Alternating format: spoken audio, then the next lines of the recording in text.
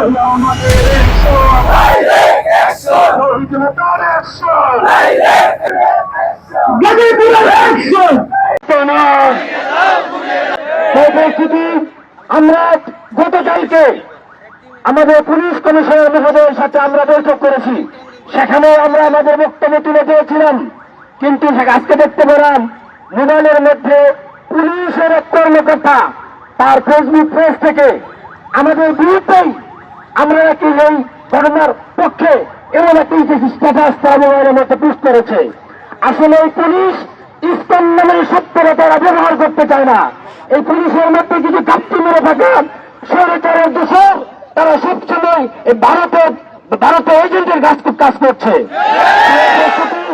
ইসকনকে নিষিদ্ধ না করা পর্যন্ত আমরা রাজপথ ছাড়বো না ইনশাল্লাহ।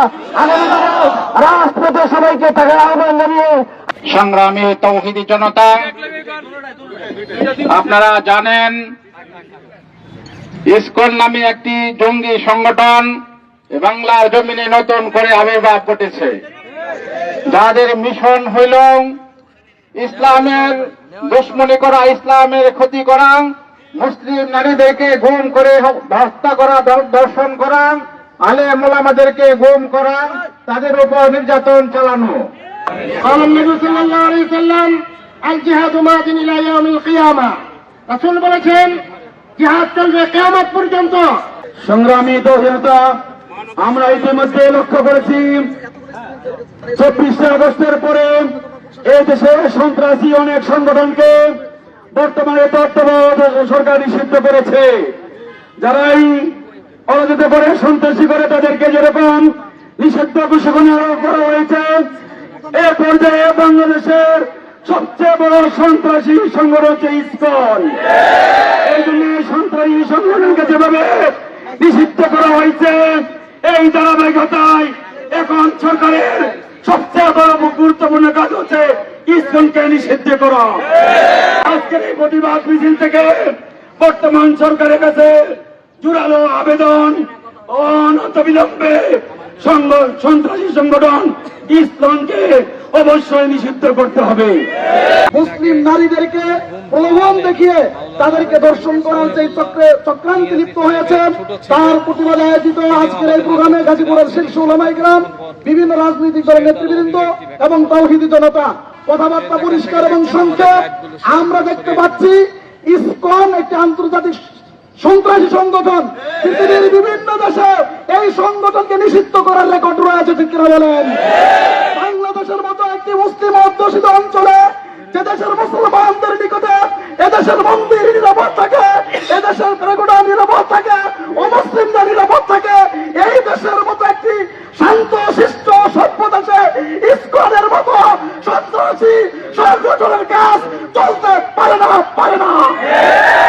এই পর্যায়ে গুরুত্বপূর্ণ বক্তব্য রাখবেন জাতীয় উলামা ইমাম মাশায়েখ পরিষদ গাজীপুরের সম্মানিত সভাপতি, গাজীপুরের শীর্ষ আলেমে দ্বীন হযরতুল আল্লাম হযরত মাওলানা হাবিবুর রহমান মিয়াজি।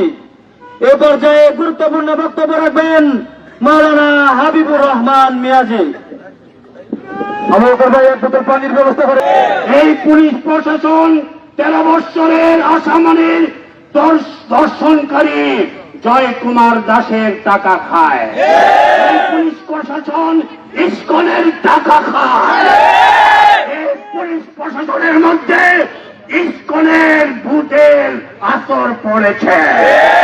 স্বৈরাচারের দোসরদের গাজীপুর থেকে তাড়াতে হবে। কারণ স্বৈরাচারের দোসর ছাড়া, ইসকন ভক্ত ছাড়া কেউ জুয়া, মেলা, খেলা, এই ধরনের দর্শনবাজিদের পক্ষে দালালি করতে পারে না। এই ইসকনের বিরুদ্ধে বক্তব্য রাখার জন্য টঙ্গীর মহিবুল্লাহ মাদারীকে, ইমাম খতিবকে অপহরণ করেছে। কত বড় স্পর্ধা! শতকরা 3 থেকে 4 জন হিন্দু এদেশে। যদি তোমরা আমাদের এরপরেও যদি শান্ত না হও, তাহলে একটা ইসকনকে চিহ্নিত করে তাদেরকে উচিত জবাব দেওয়া হবে। আজকের এই প্রতিবাদ সমাবেশ থেকে আমরা এই প্রশাসনের মাধ্যমে সরকারের কাছে প্রথম আবেদন জানাবো, অচিরেই কালিয়াকৈরে ঘটে যাওয়া আমার দর্শিতা বোনের বিচার খুবই তাড়াতাড়ি হতে হবে এবং দর্শককে ফাঁসির কাঠগড়ায় দাঁড় করাতে হবে। 2 নাম্বার, টঙ্গীতে ঘটে যাওয়ায় আমাদের সম্মানিত খতিবকে ইসকনের বিরুদ্ধে বক্তব্য প্রদান করায় যারা অপহরণ করে পার্শ্ববর্তী দেশ ভারতে পাচার করতে চেয়েছিল তাদেরকে অনতিবিলম্বে গ্রেফতার করে শাস্তির আওতায় আনতে হবে। 3 নাম্বার দাবি হল বিআইডিসিতে জনবিরোধী, ইসলাম বিরোধী, সমাজ বিরোধী যে মেলা চলতেছে, মেলার নামে জুয়া চলতেছে, পারমিশন দেওয়া হয়েছে কুটির ও ক্ষুদ্র শিল্প মেলা, কিন্তু সেখানে কিভাবে জুয়া চলে, লটারির নামে জুয়া চলে। আমরা আর্মি কর্তৃপক্ষকেও বলেছি, কিন্তু তারপরেও এটা কেন এখনো বন্ধ হয় না।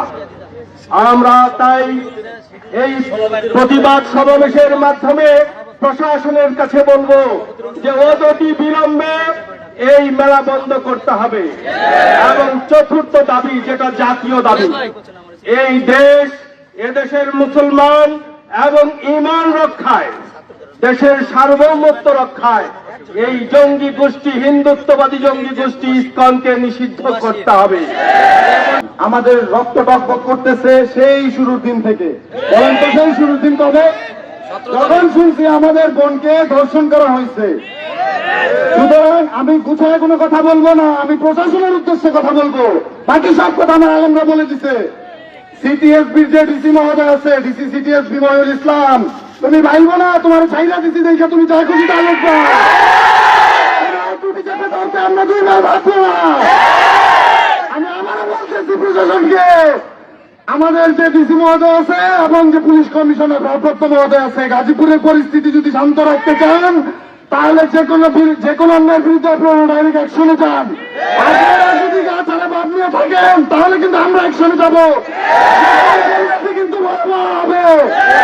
গাজীপুরের মধ্যে সাম্প্রতিক যে ঘটনা তোমরা ঘটিয়েছ, এর দৃষ্টান্তমূলক শাস্তি যদি আমাদের সামনে পরিলক্ষিত না হয়, প্রশাসন এবং দায়িত্বশীল যারা আছেন অনতিবিলম্বে ইসকনকে যদি রাষ্ট্রীয়ভাবে নিষিদ্ধ না করেন, বাংলাদেশের তাওহীদি জনতা ইসকনকে কিভাবে নিষিদ্ধ করতে হয় তা দেখিয়ে দিবে।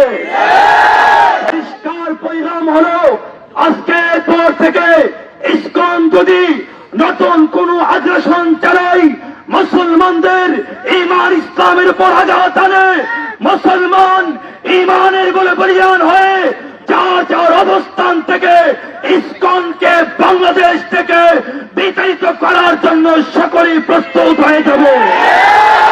আপনারা দেখেছেন প্রশাসনের প্রহসন আপনাদেরকে দাওয়াত দিয়েছে এক বিষয়ে আলোচনা করার জন্য, কিন্তু তারা সেইটা উল্লেখ না করে এমন একটি বিবৃতি দিয়েছে যেই বিবৃতিতে সাধারণ মানুষ পড়লে মনে হবে আপনারা যেন আতাউর রহমানের বিক্রম বিরুদ্ধে দাঁড়িয়েছেন। আসলে কি আপনারা আমার বিরুদ্ধে গিয়েছিলেন? আমিও বুঝেছিলাম যে এটা কশ্চিন কালেও সম্ভব না, কারণ যদি 2-1 জন চিটা, ধানের মধ্যে চিটা থাকে, সেগুলো চিহ্নিত, ওই চিটাগুলোকে দেখতাম তাহলে এটা মেনে নিতে পারতাম। গাজীপুরের সম্মানিত ওলামা ইকরামকে যখন দেখেছি, প্রথমেই আমার বিশ্বাস হয় নাই। আমি দেখলাম ঠিক হাসিনা স্টাইলে, দেখেন হাসিনা পতনের 2-1 দিন আগে আল্লামা মামুনুল হক সহ কয়েকজন আলেমকে তারা নিয়ে গেছিল জোর করে তুলে, কিন্তু পরে বিবৃতি দিয়েছে যে তারা হাসিনার পক্ষে আছে। ঠিক সেই একই স্টাইলে, একই সিস্টেমে এই প্রশাসন চলছে। এই প্রশাসনের সংস্কার যদি না হয় তাহলে এমন চলতেই থাকবে। আপনাদের জানা থাকা উচিত যে 18 বছর হলে অ্যাডাল্ট হয়, পূর্ণ অ্যাডাল্ট হয় হলো এই কুফরি আইনে, সেটা হলো কি 21 বছরে। এই জন্য 20 করে দিয়েছে যাতে দ্রুত জামিন হয়ে যায়, আর জামিন হওয়ার সাথে সাথে বর্ডার পার করে দেওয়া যায়। আপনারা ইতিমধ্যেই দেখেছেন সে নিজে মদ খায় এবং মদকে বাংলাদেশে প্রচার করার জন্য এগুলো ভিডিও আকারে প্রকাশ করে। কিভাবে ধর্ষণ করতে হবে নিজে ধর্ষণের তো করেই, তার অন্য বন্ধু বান্ধব এবং ইসকনের অন্যান্য সদস্যদেরকে ট্রেনিং দেওয়ার জন্য দর্শনের ট্রেইলার সে প্রকাশ করেছে। এরপরে সে মুসলিম নারীদেরকে রসমালাই বলে ফেসবুক তার টিকটক আইডিতে পোস্ট করেছে। এইরকম একটি সিরিয়াল ধর্ষক যারা গণধর্ষণ করলো আমার মাত্র 13 বছরের মেয়েটাকে, মাত্র 13 বছরের একটা মেয়েকে, আপনারা তার কান্না শুনেছেন না?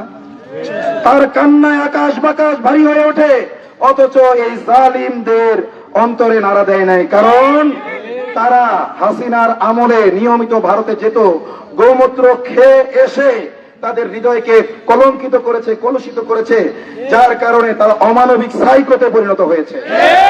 যার কারণে এইগুলো তাদের কাছে কোনো ব্যাপারই না। কোন রকমে চাকরির দায় সারতে পারলেই যেন তাদের হয়ে গেল। আমি এই ঘটনার মধ্যেই ছিলাম। ইতিমধ্যে আমরা আলটিমেটাম দিলাম যে ওই পুলিশের হেডকোয়ার্টারে যে মিথ্যা তথ্য দিয়ে, অপবাদ দিয়ে মেয়েটিকে পতিতা সাজানোর চেষ্টা করা হয়েছে, ওইটা ডিলেট না করলে 24 ঘন্টার আলটিমেটাম দিলাম। আপনারা দেখলেন যে দেশে জায়গায় জায়গায় আগুন ধরাইয়া ঘটনাকে ভিন্ন ভাত খাতে প্রবাহিত করার চেষ্টা করলো ইসকনের সদস্যরা। দেশের বিভিন্ন জায়গায় আগুন লাগিয়েছে ইসকনের সদস্যরা। আগুন লাগিয়েছে ঘটনাকে ভিন্ন খাতে প্রবাহিত করার জন্য। যখন দেশপ্রেমিক আইন শৃঙ্খলা বাহিনী, কারণ আইন শৃঙ্খলা বাহিনীর যে তৃণমূল আছে তারা দেশপ্রেমিক, উপরে বেশিরভাগ দালাল, এরা যখন আগুনকে নিয়ন্ত্রণে নিয়ে আসলো, চৌকান্না হয়ে গেল এবং ছাত্র জনতা যখন জায়গায় জায়গায় পাহারাদারি করতে লাগলো, তখন তারা দেখলো যে আগুন দিয়ে আর হবে না, নতুন আর একটা ঘটনা শুরু করতে হবে। তখনই তারা মাওলানা মহিবুল্লাহকে কিডন্যাপ করলো। যদিও এর আগেও কিডন্যাপ করার হুমকি ছিল। মোট 12টা চিঠির প্রমাণ আমরা পেয়েছি। তার ছেলে বলবে আপনাদেরকে এই কথাগুলো, তার ছেলে কথাটা একটু ধৈর্য ধরে আপনারা শুনবেন। 1 নম্বর দাবি, ইসকন নিষিদ্ধ করতেই হবে। 2 নম্বর দাবি, হাসিনার আমলের সকল মামলা তৌহিদি জনতা এবং আলেম ওলামার নামে যেগুলো করা হয়েছে, আমরা বৈষম্যহীন কারামুক্তি আন্দোলন প্রতিষ্ঠার মাধ্যমে এবং মুফতি হারুজা সহ আরো অন্যান্য ওলামার ঐকান্তিক প্রচেষ্টায় অনেক মামলার জামিন হয়েছে আলহামদুলিল্লাহ, কিন্তু মামলাগুলো প্রত্যাহার হয় নাই। অনেকে এখনো জামিনও পায় নাই। মাওলানা আমিরুল ইসলাম সহ আদালতের বন্দিনীর লেখক মাওলানা আমিরুল ইসলাম সহ সকলকে অনতিবিলম্বে মুক্তি দিতে হবে এবং একটি ঘোষণার মাধ্যমে সকল মামলা প্রত্যাহার করতে হবে। আর আমরা কোর্টের বারান্দায় বারান্দায় দৌড়াতে পারবো না। বারবার যদি কোর্টের বারান্দায় হাজিরার জন্য যেতে হয়, জনগণকে সাথে নিয়ে আদালতের প্রত্যেকটি ইট খুলে নিয়ে আসতে বাধ্য হবে ইনশাআল্লাহ। প্রশাসনের মধ্যে সংস্কার করতে হবে এবং এই সংস্কারের দায়িত্ব দিতে হবে আয়না ঘরের ভিকটিমদেরকে। গোয়েন্দা প্রধান আমার সাথে বৈঠক করেছিল, এক টেবিলে বসে অন্তত 100 আইটেমের খাবার সাজিয়ে আমার সাথে বসেছিল। বাংলাদেশ এটিইউ প্রধান স্যার মনে ছিল তাদের খাবার দেখে এটাকে আমরা দাজ্জালের জান্নাত, আমরা কি চিনি না? দাজ্জালের জান্নাত সাজিয়ে আমাদের কিনতে চেয়েছে। সেখানে আমি স্পষ্টভাবে বলেছি প্রশাসন সংস্কার করার প্রস্তাব চেয়েছিল। আমি বলেছি আয়না ঘরের ভিকটিমদেরকে এটা লাইনে দাঁড় করাবেন। এরপরে প্রশাসনের 1ম শ্রেণী, 2য় শ্রেণী এবং 3য় শ্রেণীর কর্মকর্তাদেরকে আরেক লাইনে দাঁড় করাবেন। আমরা চিনিয়ে দেব কাকে রাখতে হবে, কাকে বাদ দিতে হবে। ইনকিলাব জিন্দাবাদ, নাসরুম মিনাল্লাহি ওয়া ফাতুন করিব ওয়া বাশশিরিল মুমিনিন। আমার বাবা দেখেন, ওনার চোখে কালো পট্টি বাঁধা, উনি এক চোখ শুধু এভাবে সরাইছিলেন। সরানোর দায়ে ওরা আবার আমার বাবাকে অ্যাটাক করছে। ওরা আমার বাবার পেটে মোট 27টা লাথি মারছে, এমন লাথি মারছে যেগুলো মানুষ সহ্য করতে পারে না। আমার বাবার ব্রেন টিউমার অপারেশন হয়েছে, এখানে ওরা 25টার মতো থাবর মারছে। আমার বাবাকে যেন ওরা নির্যাতন করতে পারে এরকম মনোভাব সৃষ্টি করার জন্য মদ, গাঁজা, জুয়া যা করা লাগে ওরা তা খেয়েছে। ওরা আমার বাবাকে এরকম করে মদের বোতল দিয়ে আমার বাবাকে পিটাইছে। তারপরে আমরা যখন এই মুফতি আতাউর রহমান বিক্রমপুরী হুজুরের সম্মানে শরণাপন্ন হই, আমরা যখন লাইভে যাই, বাংলাদেশ যখন উত্তাল হয়ে যায়, ওদের টনক নড়ে যায়। ওরা আমার বাবাকে তেতুলিয়া পঞ্চগড় হেলিপ্যাড নামক একটা জায়গায় উলঙ্গ অবস্থায় আমার বাবাকে শিকল বেঁধে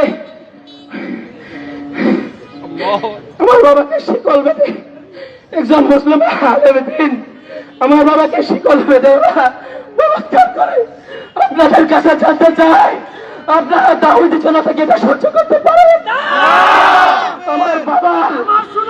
আমার বাবাকে যেন, আমার বাবা এরকম ভাবে মুসলিম হয়েছে, এটা দ্বারা আপনারা শিক্ষা নেন এরকম ভাবে অন্য কোন ওলামায়ে কেরাম আমার বাবা যেন এরকম না হয়, আমি ওনার ছোট ছেলে হিসেবে বলতে চাই, এই সরকারের কাছে এই দাবি নিয়ে করতেছি, অবিলম্বে অনতিবিলম্বে ইসকনকে এই বাংলাদেশ থেকে হটান, নাহলে আমরা তাওহীদি জনতা আপনাদের বিরুদ্ধে এমন একশনে যাব যার কোন কুল কিনারা আপনারা খুঁজে পাবেন না ইনশাআল্লাহ তাআলা।